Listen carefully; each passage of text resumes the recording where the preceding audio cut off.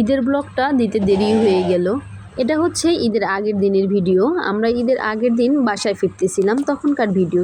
আসসালামু আলাইকুম, সবাই কেমন আছেন? আমরা আল্লাহর রহমতে অনেক ভালো আছি। ঈদ মানে নতুন একটা দিন, নতুনভাবে সাজতে হবে, বাসায় যেতে হবে বাবা মার কাছে। এজন্য আমরা ঈদের আগের দিন অর্থাৎ 30 রমজানে আমরা বাসায় যাওয়ার উদ্দেশ্যে রওনা হয়েছি। যেহেতু আমরা একেবারে লাস্টের দিন বাসা যাওয়ার জন্য রওনা হয়েছি, এজন্য আমাদের জার্নি করার জন্য এয়ারটাকেই সিলেক্ট করা হয়েছে। আমাদের ফ্লাইট ছিল 8টার সময়, সকাল 8টার সময়। এজন্য আমরা 7টার দিকে রওনা হয়ে গিয়েছিলাম এয়ারপোর্টের উদ্দেশ্যে। আমরা যেহেতু ভিআইপি প্যাকেজ নিয়েছিলাম, এজন্য এয়ারে যাওয়ার জন্য আমাদের জন্য বাস না, আমাদের জন্য স্পেশালি কার অপেক্ষা করতেছিল। আমরা কারে করে আমরা বিমানের কাছে যাচ্ছিলাম। আমরা সকালে রওনা হয়েছিলাম, কারণ আমাদের বাসায় একটা কাজ রয়েছে। কারণ হচ্ছে আমরা যে মানুষদের জন্য উপহার নিয়েছি, সেগুলো আমাদের বাসায় যেয়ে উপহারগুলো মানুষের হাতে হাতে পৌঁছে দিতে হবে। এই জন্য আমাদের সকাল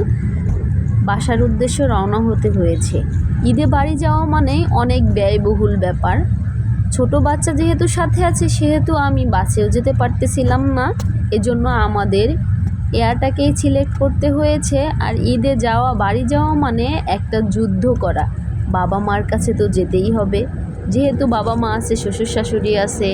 এজন্য যত যুদ্ধই হোক না কেন, জীবনকে বাজি রেখে হলেও বাসায় যেতে হবে, বাবা মার সাথে ঈদ করতে হবে। আমরা যারা শহরে থাকি, তাদের উদ্দেশ্য একটাই থাকে যে আমরা ঈদের মধ্যে বাড়ি যাব, বাবা মার সাথে ঈদ করব। এয়ারে যাব, কিছু ছবি তুলব না, সেটা কি হয়? এজন্য আমরাও ফুল ফ্যামিলি সহ কিছু ছবি তুলে নিয়েছি। একে একে সবাই বিমানে উঠতেছে। আমাদের সৈয়দপুর বিমানবন্দরে আসতে সময় লেগেছে 40 মিনিট। আমরা যেহেতু ভিআইপি প্যাকেজ নিয়েছিলাম, এজন্য আমরা এয়ার থেকে নামার পরে আমাদের জন্য গাড়ি অপেক্ষা করতেছিল। আমরা এই গাড়িতে করে বাসায় যাব। যেহেতু আপনাদের বললাম আমাদের একটা তাড়া আছে, এজন্য আমরা ভিআইপি প্যাকেজটাই নিয়েছিলাম। যেহেতু আমাদের তাড়াতাড়ি যেতে হবে, এজন্য আমাদের যেন লেট না হয়, এজন্য আমাদের ড্রাইভার লাগেজটা ভিতরে ঢুকাই নিল। এদিকে আমি গাড়িতে বসে আমি নিজেকে একটু ভিডিও করে নিচ্ছিলাম। আমাদের পুরো রাত ঘুম হয়নি, যদিও আরাফাতের বাবা একটু ঘুমিয়েছিল, আর আমার তো একদমই ঘুম হয়নি। কারণ বাসায় যাব 10-15 দিনের জন্য, তাহলে মহিলা মানুষদের তো সব কিছু গুছিয়ে যেতে হয় সংসারের। এই জন্য আমার সারা রাত লেগেছে সব কিছু গুছাইতে।